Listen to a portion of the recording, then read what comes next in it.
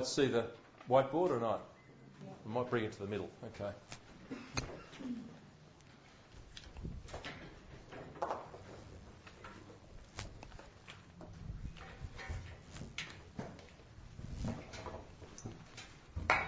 On page, I think it's 30, there's a list. Would you please turn to page 30, and then I'd like you to, on the left-hand side of the table that's there, I'd like you to put the initials of your staff. Now, who in the room's got more than 10 staff, please? Okay, just your 10 key members. Okay, so page 30, is it? Am I on the right page or not? 30 what?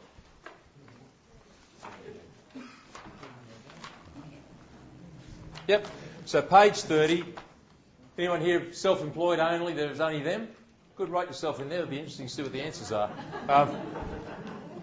One bloke came up and said, I found I'm uncommitted, I should leave. Page 30, down the left-hand side, put the initials of your staff members, please. I can get the names and addresses if you want. You'd like us to sort them out for you, would you?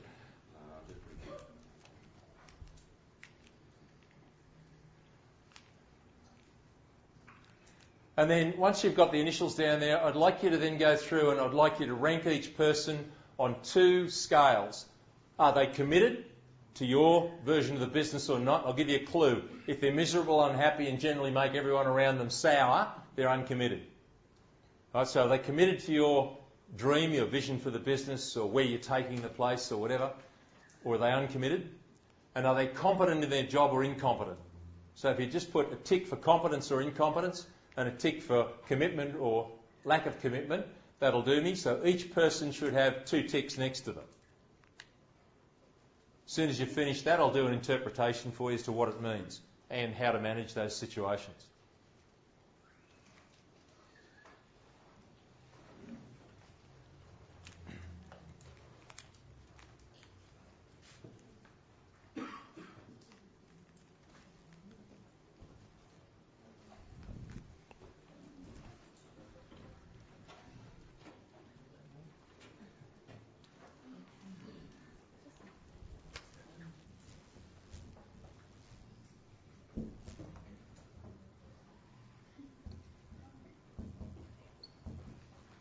Will we have commitment or Tom? Doesn't matter. Incompetent. I think I've changed the matrix, but it doesn't matter. Committed.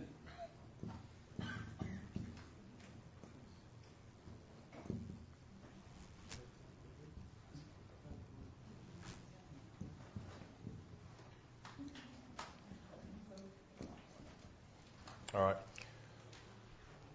Who's got people who are both competent at their job and committed to what where you're going? Most of you will. Okay. These people up here are your absolute. There's a little. That's the catch. Your absolute flogging horses. These are the people you give all the work to. Why? Someone's got to do it. Who feels guilty about that occasionally? But hey, I've got to get the stuff out of here. Okay. So these are the people who end up with all the work. Okay, and when it's 6 o'clock at night and you go, Mary, I know you're just trying to finish that, but I've got to get this out. Can you, please, will you? Will she do it? Yes. Yep. Okay, and do you feel bad about it? There's the problem. Generally speaking, you feel bad about it. So why do you do it? Because you've got to. I've got to get the work out. The other sort of person that you'll find in the business is people who are incompetent, but they're committed.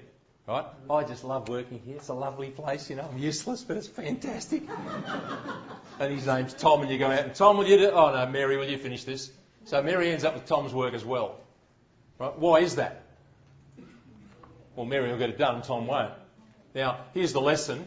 What do you got to do with Tom? There's only 2 things you can do with him. Train him or sack him. Exactly. Look, if you want a pet, buy a dog.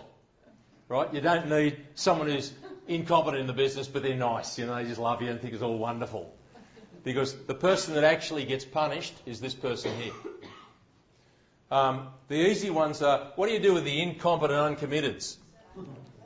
The only question I've got is, how did they get here in the first place? Right? You know that 3-month period you got? Well, they should have found them before then and ejected them. But the biggest challenge that anyone faces is the person who's uncommitted, running their own agenda, but they can do the job or they look like they can. This is the person who's sour, who hoards power, who puts other people down, who won't cooperate, who hates change, who criticises you behind your back, who thinks you're running the business all wrong, etc., and probably leaves at 5 on the dot, or when the bell goes, etc. Won't do an inch extra, etc. But why do you keep them? I've got to get someone to do the work. Are they worth having? Here's the challenge. We find that when you finally create the circumstances where they leave, I'll sell that secret for a small sum, or you fire them, get rid of them, the actual gap they leave fills in about 3 days, right? Because you find that the person doing all the work at the time was actually them anyway. So they were covering up whatever that person was stuffing up, or whatever they were, whatever problems they were creating. This person here ends up doing those too. So Damien and I do workshops all the time. Between us, we've got 60 years of business experience. We wring our hands with people who say, but I've got this staff member, they're totally uncommitted, they're creating all this disharmony, but I've got to have, because they do the job and I get it done, etc. And I suppose the revelation came to me when we did this seminar in Ipswich, and a lady came up to me and she said, me and my husband in trucking, she said, we've got one of those, he's cost us 4 of those in the last 2 years. Because these people, in the end, they give up and leave. And do you know why they leave? Yeah, because you're not managing this person properly, and these people see it as wrong.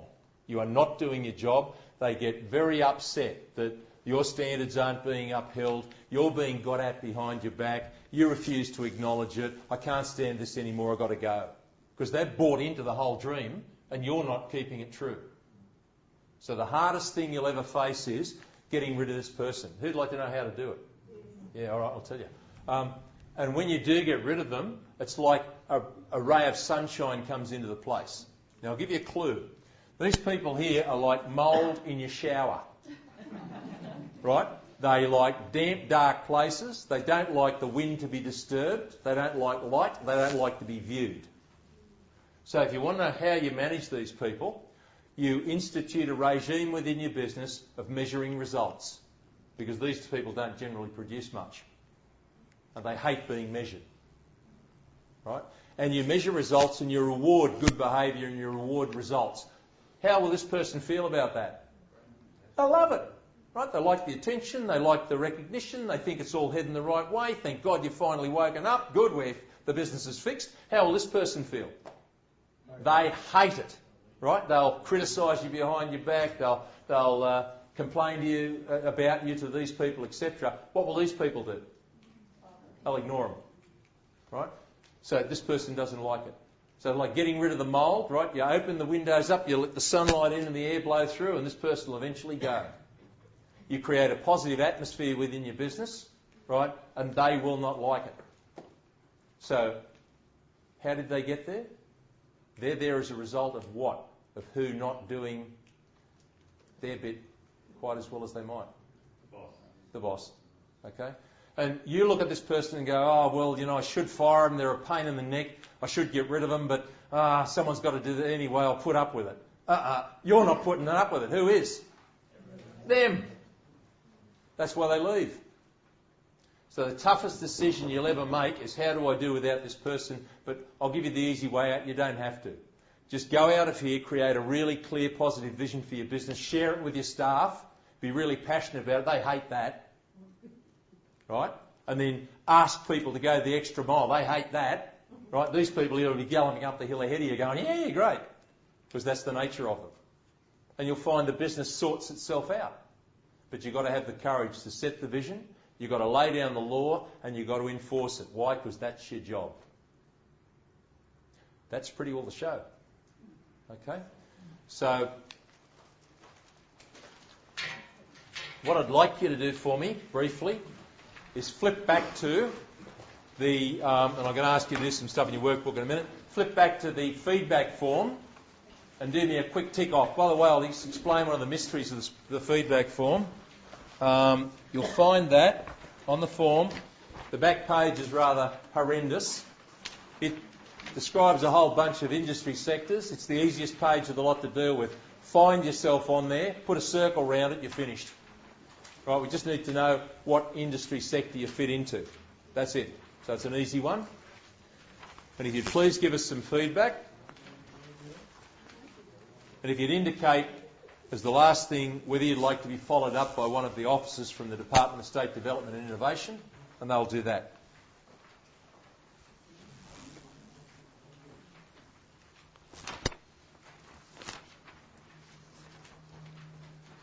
Anyone that gets through their form quickly and would like to ask questions, I'm more than happy to answer them.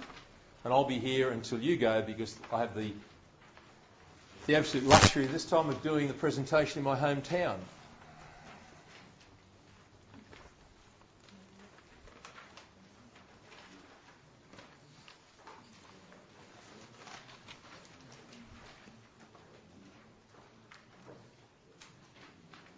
Thank you.